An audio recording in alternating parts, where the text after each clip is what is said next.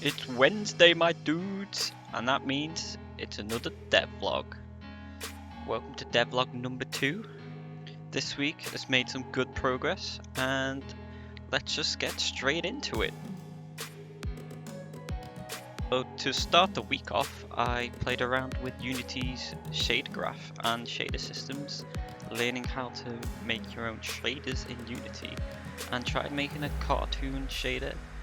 You can see the results on the screen now. I'm quite happy with the results. Hopefully these will be applying to any new enemy. Speaking of enemies, the little dice guy didn't have any textures on him, so I unwrapped him in Blender, made a little texture in Photoshop, if you see here, made him a little angry and applied it.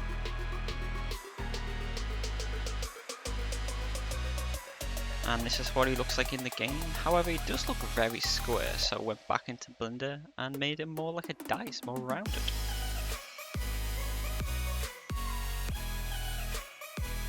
Next was some random generation for the terrain.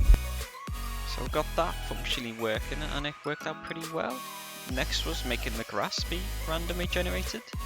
And next was some trees. I can apply the different amount of trees and they'll get applied to the terrain. And next it was into Blender to actually start making the trees. So I wanted these trees to be quite stylized trees to fit with the grass that's already on the ground. And if anyone any tutorial on this, because they get a response saying people would actually like to see this, I wouldn't mind trying to do like a little tutorial if anyone is interested in that.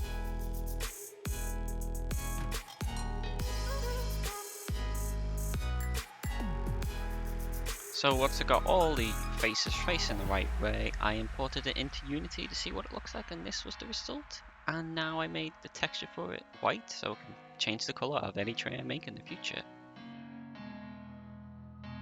Now it was just applying them trees onto the script I already had for the terrain, and they randomly spawn. So in the first devlog I got a suggestion to make the card spin. Great suggestion, as this feature looks great in the game. And then the procrastination hit, but it wasn't all bad. I got to fly a drone.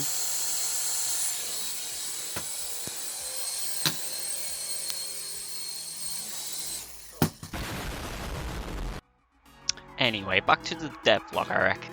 Once I was happy with the spin and the curvature of the cards, I started making them get stick in the trees and the terrain. So I improved the code for the cards sticking into terrain and the trees, so they actually stick out of the trees and the terrain now. And you can do cool things like this to try and actually hit the other card into the tree all the way over there. Oh, almost got that there. Oh, just a little bit to the right. There we go. And then just playing around with the game, I found that the player, you could actually still hit the player when they died. So it's just improving the player's death and the collision, so you don't actually accidentally walk into them. And then next was adding the skybox to the game, so it actually looks nice to look at. So that meant random skies. When the player first plays the game, they might get a different sky every now and then, so it's like something different to look at. Next, I added a weakness to the enemies, so if they get hit by the same suit, they take more damage. And then I found this awesome chess set on the Asset store, and I figured this would be a cool enemy type. So I got the basic movement down for a rook, so it can only move on the X coordinates and the Z coordinates towards the player. And then it was just for the attacking the player.